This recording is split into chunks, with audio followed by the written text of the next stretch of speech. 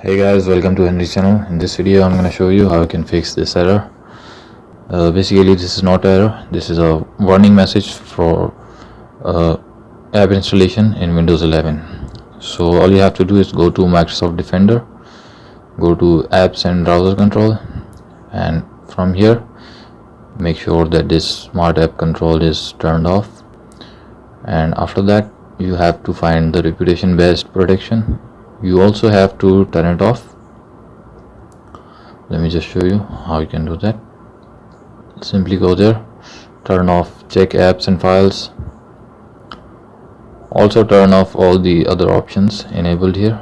If you see this one enabled, make sure to turn it off. As you can see, you can simply turn it off from here. And that's it guys, that's all you have to do to prevent the app installation warning in Windows 11.